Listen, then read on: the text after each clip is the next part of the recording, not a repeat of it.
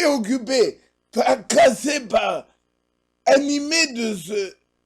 D'ailleurs, le verset 1 est très clair. Semblable à 10 vierges qui, en ayant pris leur lampe, allèrent à la rencontre de l'époux. Donc, elles ont pris les lampes pour aller attendre l'époux. Donc, dans le but de veiller dans l'attente de l'époux.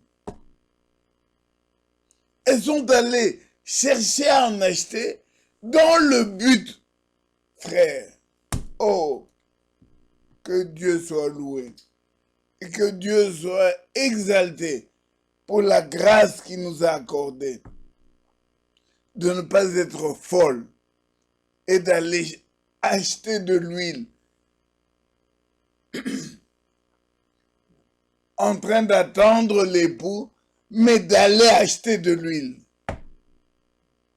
Oh, Dieu soit loué pour la grâce qu'il nous a accordée d'avoir sa sagesse pour emmagasiner aujourd'hui, emmagasiner l'huile dans nos cruches et attendre l'époux. Merci Seigneur. Et alors pendant qu'elles allaient en acheter, verset 10, l'époux arriva. Il arriva. Celles qui étaient prêtes entrèrent avec lui dans la salle des noces. Et la porte fut fermée. Amen.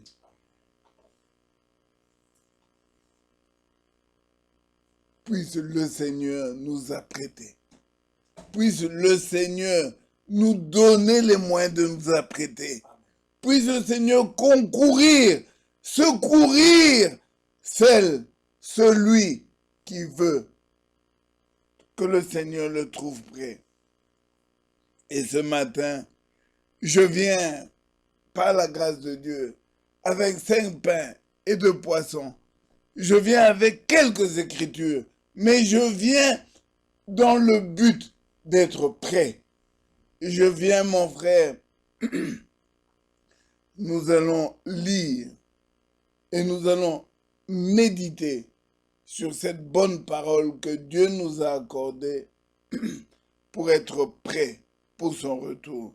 Je vous invite à vous lever, si nous ne sommes pas encore debout, et nous continuons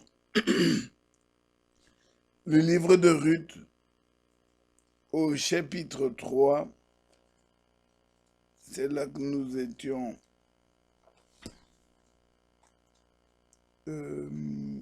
vendredi. Ruth au chapitre 3. Cette écriture m'a fait beaucoup de bien et je crois à plusieurs parmi nous également. Ruth chapitre 3 verset 18.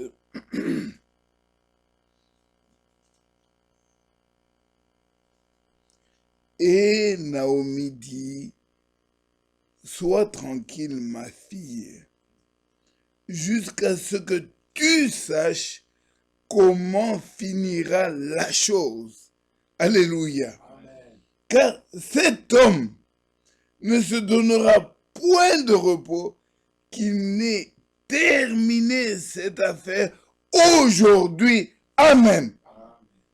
Dieu notre Père, que ton nom soit élevé, le nom de Jésus-Christ.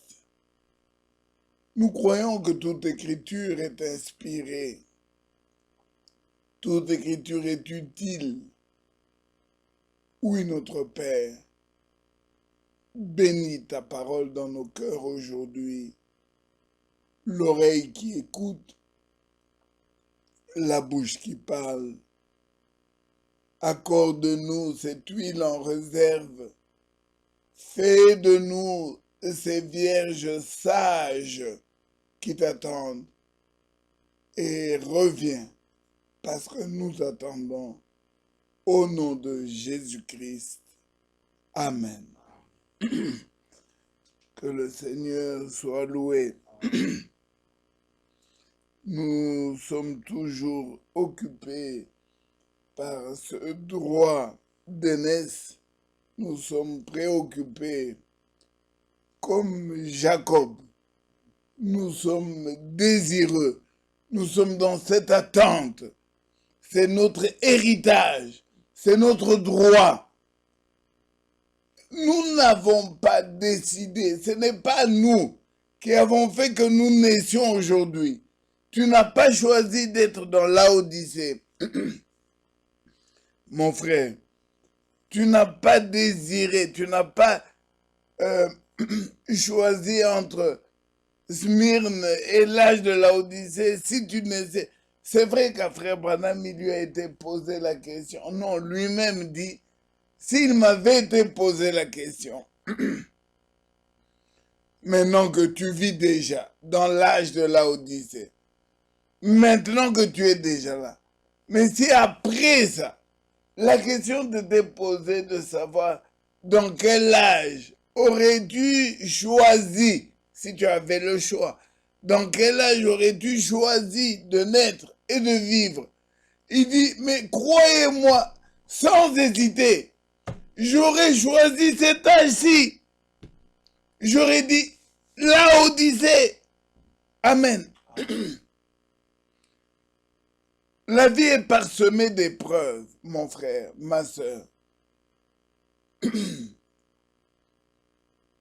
Mais quand le racheté, l'élu, le premier-né, réalise la grâce qu'il a d'être racheté, qu'il a d'être premier-né, l'épreuve qu'il a subie devient un sujet de gloire. Jacques, nous lisons.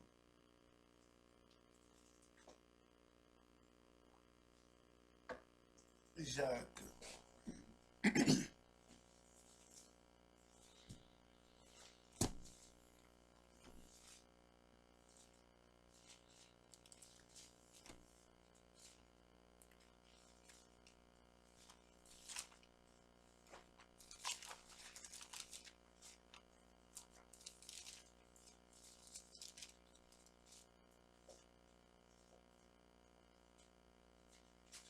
Nous sommes dans Jacques, chapitre 1,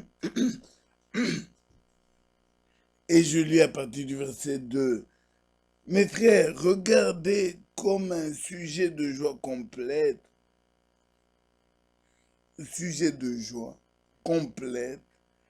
les diverses épreuves auxquelles vous pouvez être exposés, sachant que l'épreuve de votre foi produit la patience. Mais il faut que la patience accomplisse parfaitement son œuvre afin que vous soyez parfaits et accomplis sans faiblir en rien. Amen.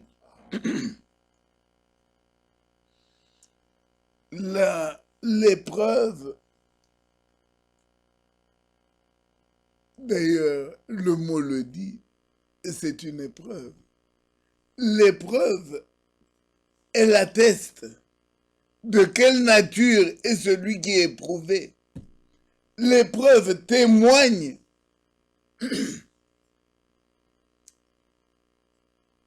si vous voulez vous assurer que ce métal est de l'or, il faut l'éprouver.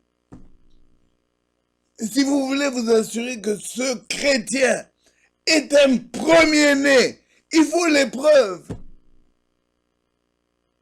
William Marion Branham avait l'habitude de dire la rose, quand on l'écrase, elle exhale son parfum. C'est quand on l'écrase, quand on la pulvérise, qu'on prouve qu'elle est rose. le racheté, le premier-né. Prenez Abraham.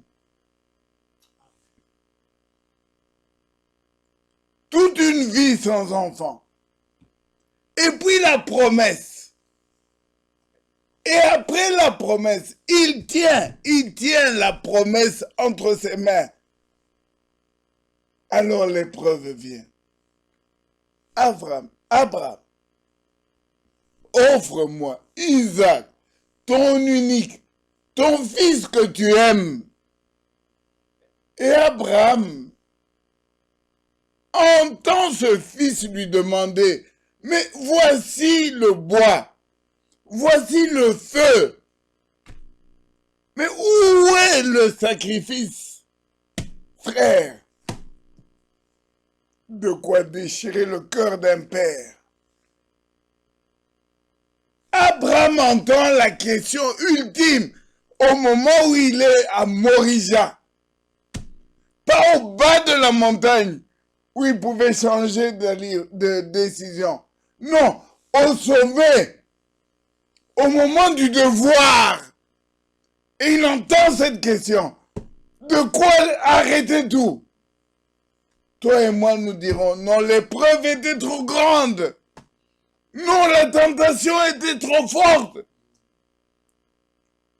Et là, fils premier-né, Abraham regarde Isaac et lui dit à son fils, Dieu se pourvoira lui-même. Alléluia. Voilà l'épreuve. Elle témoigne de ce que tu es. Mon frère, ma soeur, considère comme un privilège d'être éprouvé. Dieu veut se glorifier au travers de l'épreuve. Dieu veut t'élever au rang de fils premier-né. Dieu veut attester, confirmer, avoir le certificat. Il est premier-né.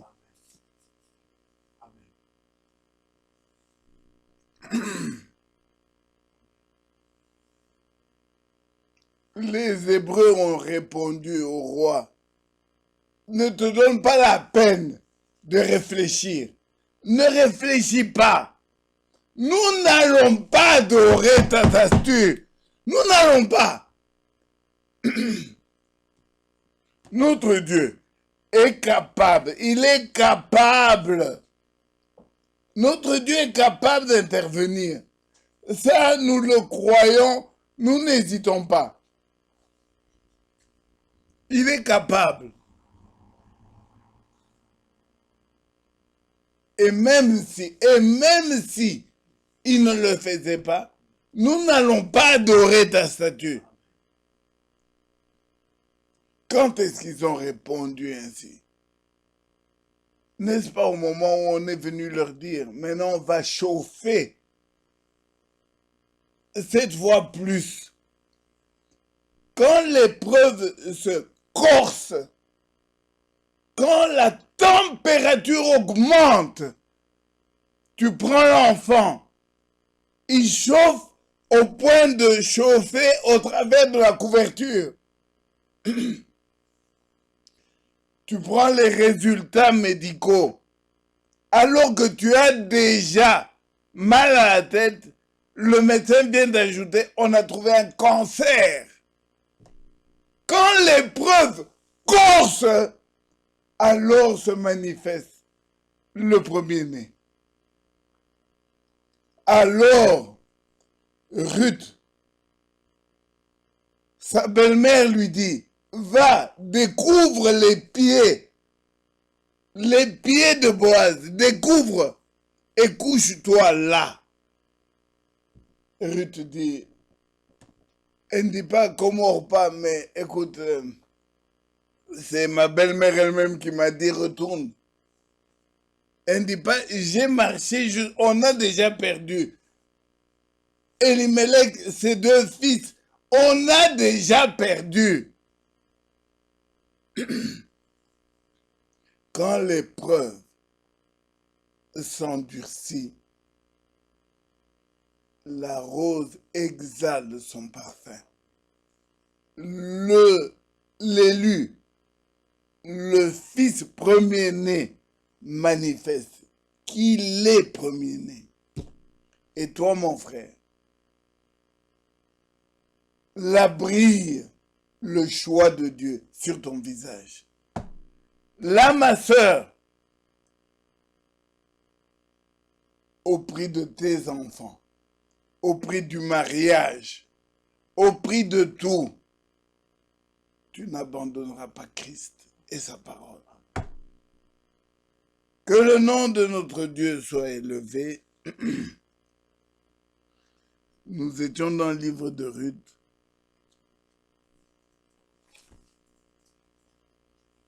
Au chapitre 3.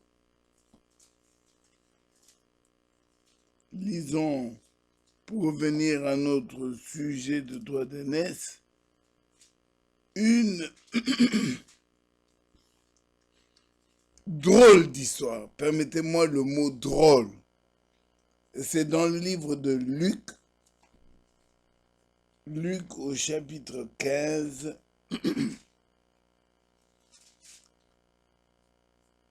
Toute écriture est inspirée de Dieu et utile pour enseigner. Nous avons parlé du droit d'aînesse dans l'Ancien Testament, nous avons parlé de Ruth, nous avons parlé.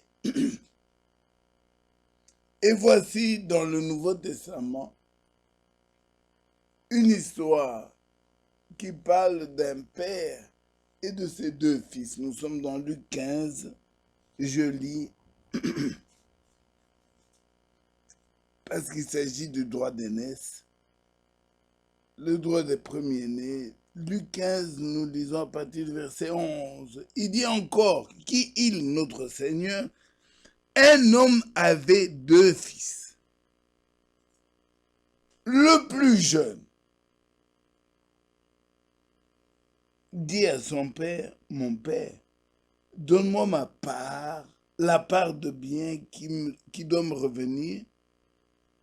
Et le père leur partagea son bien. Peu de jours après, le plus jeune fils, ayant tout ramassé, partit pour un pays lointain, et il dissipa son bien en vivant dans la débauche. Lorsqu'il eut tout dépensé, tout le bien, une grande famine survint dans ce pays. Et il commença à se trouver dans le besoin. Il alla se mettre au service des habitants du pays, qu'il envoya dans ses champs garder les pourceaux. Il aurait bien voulu se rassasier de carouge que manger les pourceaux, mais personne ne lui en donnait. Étant rentré en lui-même, il dit, combien d'ouvriers chez mon père ont du pain en abondance, et moi ici, je meurs de faim. Je me lèverai, j'irai vers mon père, et je lui dirai, mon père, j'ai péché contre le ciel et contre toi. Je ne suis plus digne d'être appelé ton fils. Traite-moi comme l'un de tes ouvriers. Et il se leva et alla vers son père. Comme il était encore loin, son père le vit et fut ému de compassion. Il courut se jeter à son cou et l'embrassa. Le fils lui dit, mon père, j'ai péché contre le ciel et contre toi. Je ne suis plus digne d'être appelé ton fils. Mais le père dit à ses serviteurs, apportez vite la robe la plus belle et revêtez-le. Mettez-lui un anneau au doigt et des souliers aux pieds. Amenez le veau gras et tuez-le. Mangeons et réjouissons-nous, car mon fils que voici était mort. Il est revenu à la vie. Amen. Il était perdu. Il est retrouver. Ils commencèrent à se réjouir. Alléluia! Gloire à Dieu. Merveilleux Seigneur Jésus. Le retour du Fils prodigue. Oh, j'ai des larmes. Il faut avoir fait cette expérience dans sa vie pour réaliser ce que c'est que le pardon de Dieu. Mais voici la drôle d'histoire et la suite. Oh! Verset 25. Le fils aîné était dans le champ. Donc le premier-né, le fils, il était dans les champs. Le petit a fait sa repentance. Le petit a confessé. Le petit, il est là. Maintenant, l'aîné,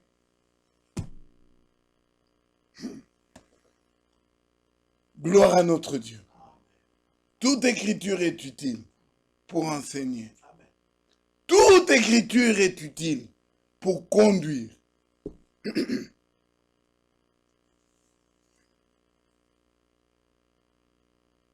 Le fils aîné, verset 25, était dans les champs.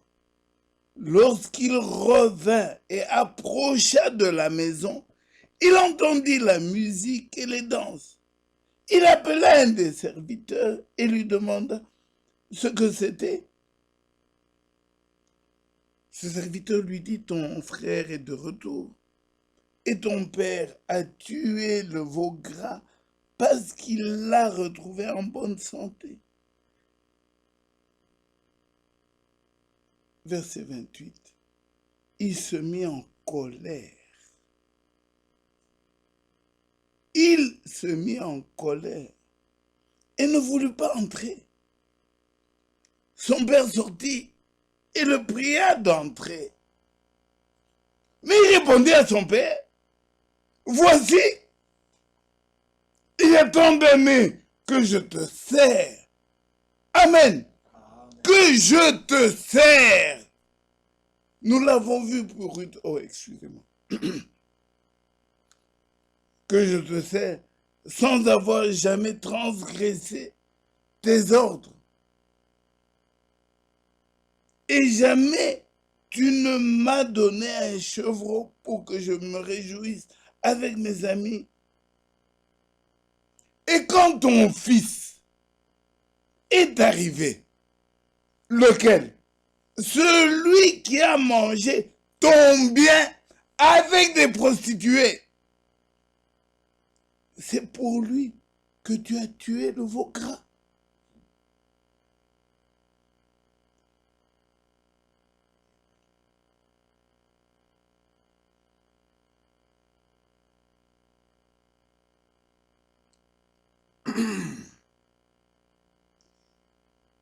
Mon fils, lui dit le père, tu es toujours avec moi. Et tout ce que j'ai est à toi. Mais, mon frère, ma soeur, je vous demande, pour l'amour de Dieu, mettons-nous debout tous et lisons ce dernier verset. Verset 32. Mais il fallait bien s'égayer et se réjouir parce que ton frère,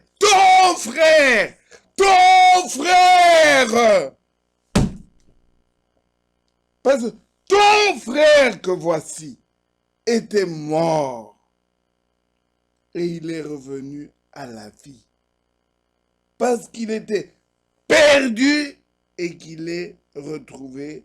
Amen. Asseyons-nous, s'il vous plaît, et que Dieu nous bénisse tous.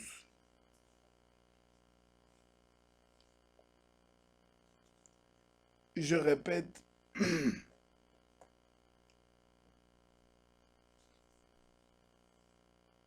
peut-être que Dieu a voulu que je fasse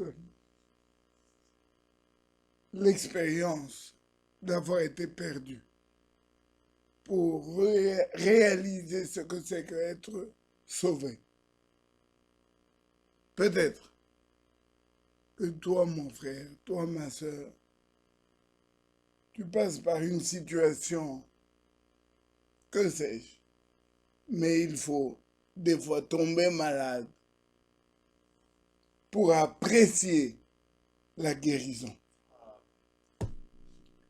Il faut les affres de la nuit pour apprécier la beauté du jour. Gloire à notre Dieu. Que le Seigneur ajoute des bénédictions à la lecture de sa parole. Combien c'est beau et facile de traiter Ésaü de profane, de regarder un frère, une sœur, et de la mépriser. Combien c'est facile. Oh l'homme, heureusement qu'il n'y a pas de ministère d'accusation. S'il y a une tâche si facile dans notre vie, c'est la tâche de juge.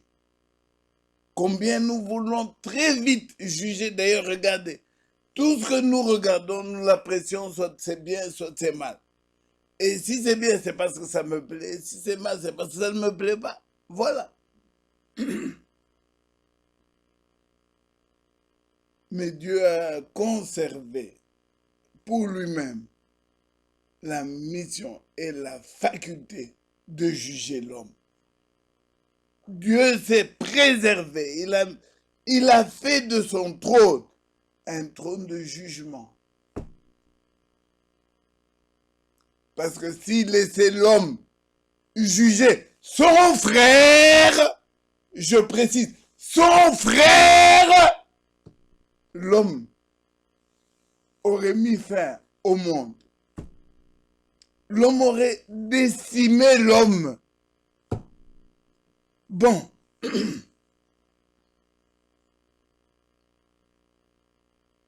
Ésaü et Jacob, c'est dans l'Ancien Testament. Mais ici, nous sommes dans le Nouveau Testament. Ésaü et Jacob, c'est facile de voir qu'il est profane. Et que Jacob, oh, avec ce désir, avec cet élan de cœur, il est réellement un élu.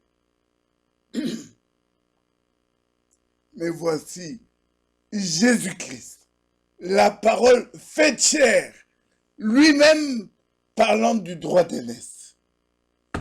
Et quand il parle du droit d'aînesse, il va vers l'aîné. Il examine l'aîné. Laisse-toi examiner par la parole, mon frère. Laissons-nous examiner par la parole. Laisse les profanes de côté. Laisse les profanes. Toi, le droit d'aîné. Toi, l'aîné, là, mon frère.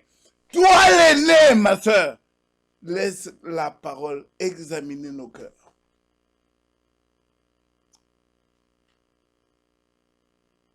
Je relève dans ce passage le verset 29. Mais il répondit à son père, il ici, c'est moi, c'est toi. Nous répondons, voici, il y a tant d'années que je te sais. J'ai avec moi ici mon frère Ephrem, mon frère Job,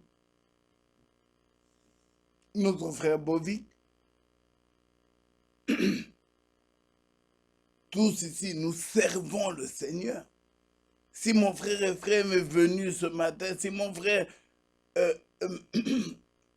Bovic a fait 100 km ce matin, si nous sommes ici, mon frère Job et moi, nous servons le Seigneur.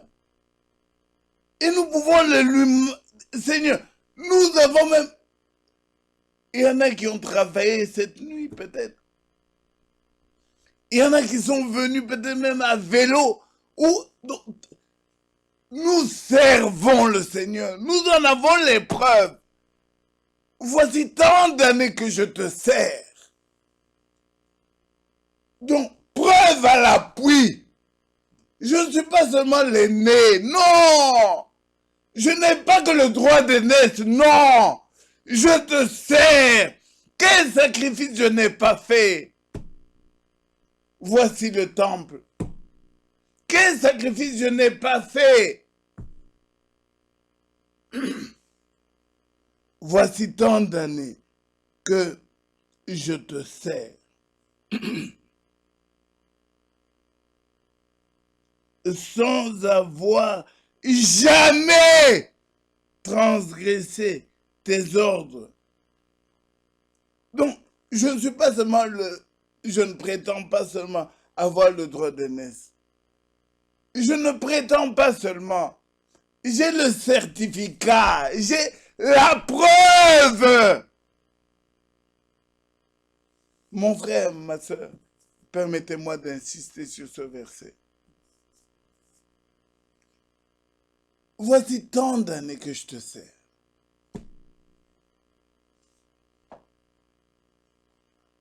Il ne le dit pas à un passant de la rue. Il le dit à son père. Comme tu le dirais à Dieu qui connaît ton cœur. Comme ma soeur, tu le dirais à Dieu qui connaît ton âme. Voici tant d'années que je te sers. Oui. Quand l'épreuve vient, elle ne sonne pas l'avertissement. Elle ne te dit pas dans 10 ans, dans 10 jours, dans 2 mois, je viendrai te tester. Non, non. Quand l'épreuve vient, elle vient. Et il y a des années que tu sers Dieu. Il y a des années que tu l'as servi, pas comme les autres, mais comme fils premier-né. Alléluia! Il y a tant d'années que je te sers. Et sans jamais transgresser 29 tes ordres. Et jamais tu ne m'as donné un chevreau pour que je me réjouisse avec mes amis. Et je mets un point à ce niveau. Le fils premier-né ne s'est jamais plaint.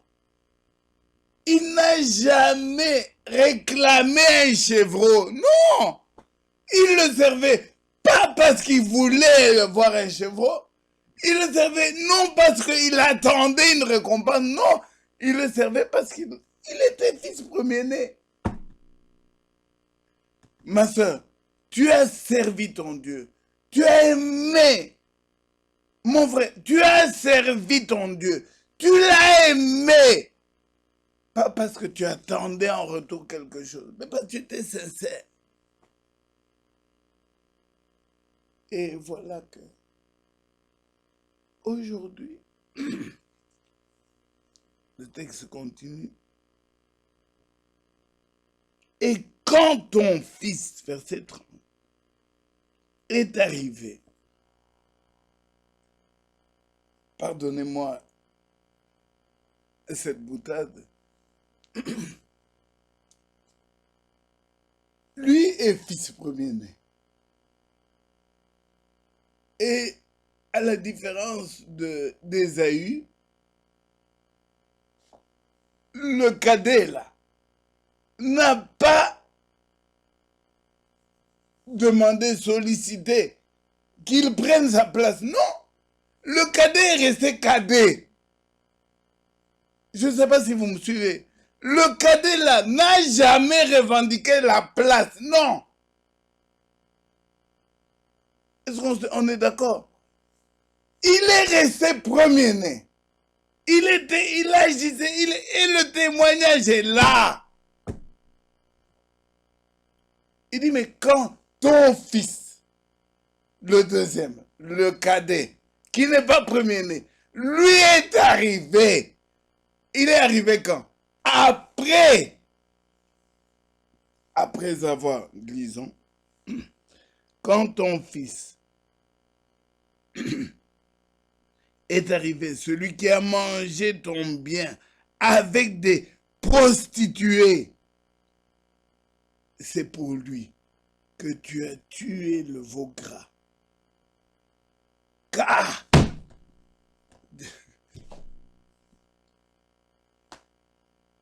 les mots me manquent. J'allais dire une expression en Chiluba, mais je me suis gardé. Quelle histoire. Donc, moi qui t'ai servi, moi qui ai marché avec toi, moi, je mets de côté. Mais maintenant, lui, ton frère, ta soeur, l'autre, et pardonnez-moi de ouvrir une parenthèse que je ferme très vite, j'ai toujours dit que dans la Bible, j'y vois 3 personnes. Cette Bible parle de Dieu le Créateur, l'auteur de la Bible, qui s'adresse à moi, et il me parle de mon prochain. Il me parle de mon prochain. Ce triangle-là, de la Genèse à l'Apocalypse, vous devez le retrouver. Que Jésus dise, je reviens bientôt, qu'il dise sur des nuées, qu'il parle du commencement, qu'il parle, vous devez retrouver ce triangle. Et donc, nous lisons Jésus, la parole faite chair, qui s'adresse à ses disciples. Il ne parle pas à la foule, il s'adresse à ses disciples. Et il leur dit,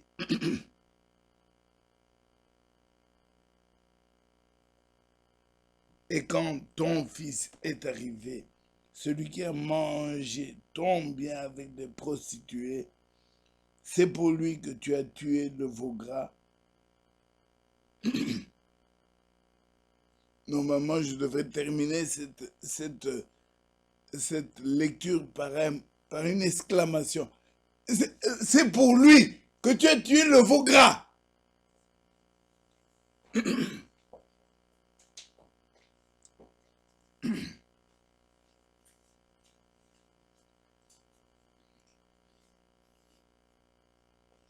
Et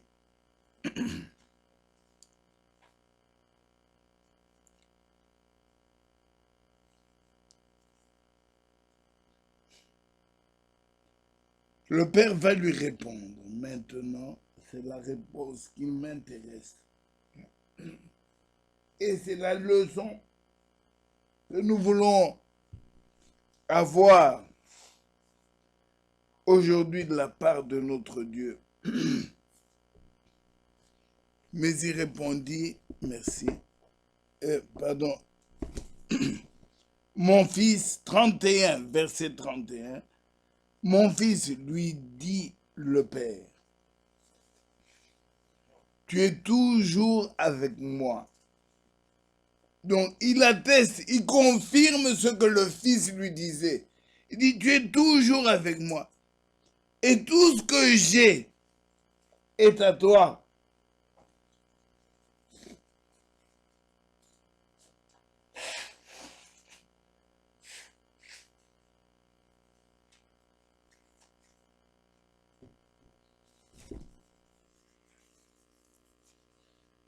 Et verset 32, mais il fallait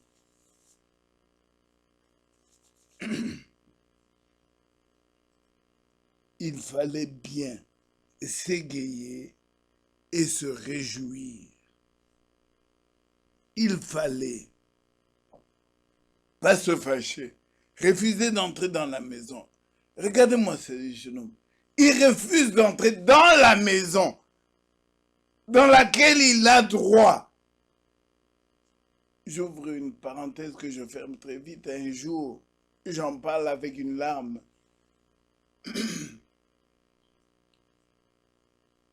Un frère m'a rapporté ceci. Deux prédicateurs se disputaient pour la chair ou pour je ne sais plus très bien quoi. Alors, l'un d'eux dit à ceux qui étaient tout autour, il dit, si celui-ci entre au ciel, moi je sors. Est-ce que vous m'entendez bien? Donc, si Job entre au ciel, si un frère entre au ciel, moi je descends. Je sors du ciel, je quitte. Donc, pour dire que il ne peut pas accepter que Dieu le... Est-ce que vous comprenez jusqu'où la haine, la jalousie, le mauvais sentiment, c'est là que nous allons. Jusqu'où ce sentiment peut conduire un homme. Donc, je quitte le ciel parce que Dieu, le propriétaire du ciel, l'auteur du salut, a décidé qu'un frère m'entre. Moi, je quitte. Je descends, je quitte. Jusqu'où la haine peut conduire un homme. Jusqu'où le mauvais sentiment, le ressentiment peut empêcher la bénédiction de Christ. Voilà ce que Jésus-Christ veut nous apprendre dans le droit d'aînesse. Il dit, aîné, je vous ai déjà choisi, c'est bien. Je vous ai choisi. Mais comme je vous ai choisi, veillez à vos sentiments. Frère Branham est allé très loin. Frère Branham disait, vous pouvez même prendre l'écriture, la parole, et vous la pointez à votre frère qui a péché, n'a pas bien agi. Vous avez la parole. Je l'ai dit à Londres, le Seigneur a fait de bonnes choses là-bas. La parole, la vraie, je parle de la parole révélée, je parle de la parole d'aujourd'hui, la parole que Dieu a donnée maintenant, vous la prenez. Mais si vous allez avec l'intention, quelle est l'intention qui vous conduit à utiliser la parole, la vraie, pour votre frère qui a péché? Frère Branham disait toujours, contrôlez vos motifs. Vos motifs sont plus importants que les paroles. Tu as combien d'udés? Tu as combien d'udés? Il a combien d'udés? C'est clair. Mais quel est le motif qui te conduit à pointer qu'il a combien d'udés? Tu as volé, tu as volé, tu as volé. C'est vrai, il a volé. Il a volé.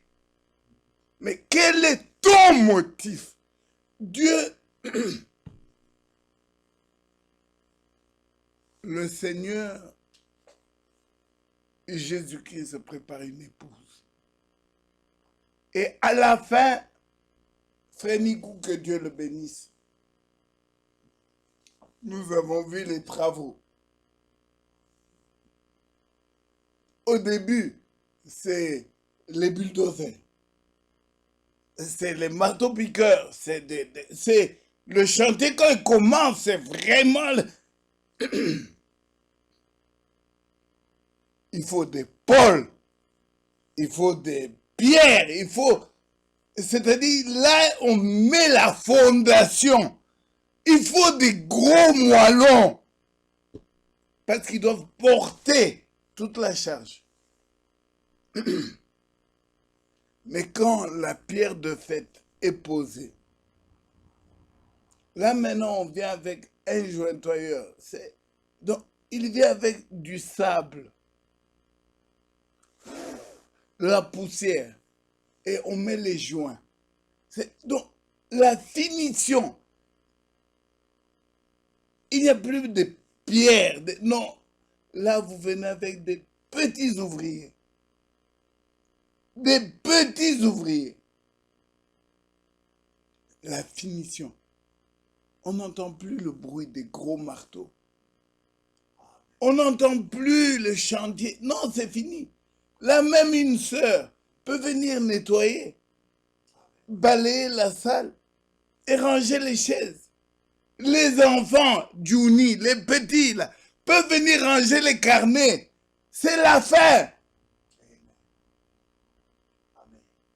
Est-ce que nous sommes d'accord? Alors Dieu, avec le fils premier-né, après l'avoir bien taillé là, à la fin, il dit, tes sentiments, tes sentiments, ton cœur, pas à l'extérieur. Tu portes déjà des longues jupes, ma soeur.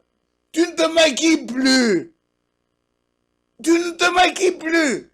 Tu ne t'exposes pas comme une prostituée. Mais maintenant, tes sentiments, tes ressentis, là dans ton cœur. Que Dieu nous bénisse. Que le Seigneur continue de parler à nos cœurs et qu'il achève cette œuvre glorieuse. Il se présentera à lui-même une épouse sans tache, ni ride, ni rien semblable, sainte, irréprochable. Oh, gloire à Dieu, qui aura de bons sentiments l'un envers l'autre. Surtout envers le coupable. Des bons sentiments envers celui qui est perdu pour pouvoir le ramener. Et pas la publicité, pas le tapage. Frère, tel a fait, certains regardaient, et tu es la radio, la propagande. Donc c'est toi qui fais de maison en maison. Tu téléphones pour dire, tu es au courant, est-ce que vous savez? Droit d'aînesse, garde-toi et use de ce droit pour ramener, pour sauver et non pour brûler. Que le Seigneur soit loué et qu'il bénisse sa parole dans nos cœurs. Amen.